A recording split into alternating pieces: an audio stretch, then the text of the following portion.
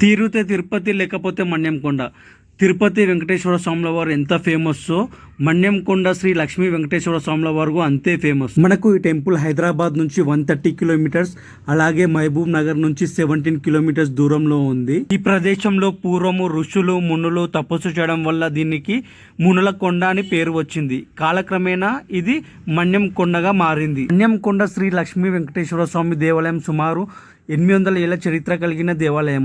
So ఇక్కడ వెంకటేశ్వర స్వాముల వారు స్వయంగా వెలిశారు. హలహరి కేశవయ్య అనే భక్తుడికి స్వామివారు కలలో కనిపించి కృష్ణానది తీరాన తాను ఉన్నానని చెప్పడంతో ఈ ప్రాంతంలో గృహలో వెలిసిన స్వామిని ప్రతిష్ఠించి పూజలు ప్రారంభించారు. ఇది తెలంగాణ తిరుపతిగా ప్రసిద్ధి చెందింది. ఇది ఒక ప్రముఖ హరిహర క్షేత్రం. ప్రధాన ఆలయం ఒక గృహలో ఉంది. 3 కొండలపైన ఆలయం విస్తరించి ఉంది.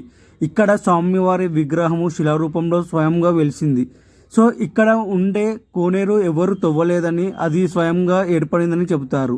సో ఇక్కడ ప్రతి సంవత్సరం ఇక్కడ మాఘ పూర్ణిమ రోజున జాతర మహోత్సవాలు చాలా ఘనంగా జరుగుతాయి. సో ఇక్కడ మన్యంకొండ జాతర అని పిలుస్తారు. ఇక్కడ జాతర టైంలో క్రౌడ్ చూడొచ్చు ఎంత ఘనం ఉందో. చాలా మంది వచ్చారు ఇక్కడ. సో మాకు ఆల్మోస్ట్ 3 అవర్స్ టైం పట్టింది దర్శనం అవ్వడానికి. సో దర్శనం చాలా మంచిగా అయింది. సో వెంకటేశ్వర స్వామిని దర్శనం చేసుకున్న తర్వాత కొంచెం పైకి వెళ్తే శివునిది టెంపుల్ ఉంది, అక్కడ కూడా దర్శనం అయిపోయింది. మన తెలంగాణ వాళ్ళు మన తెలంగాణ తిరుపతిని ఎంతమంది దర్శనం చేసుకున్నారో కామెంట్ బాక్స్లో కామెంట్ చేయండి. గోవిందా గోవిందా.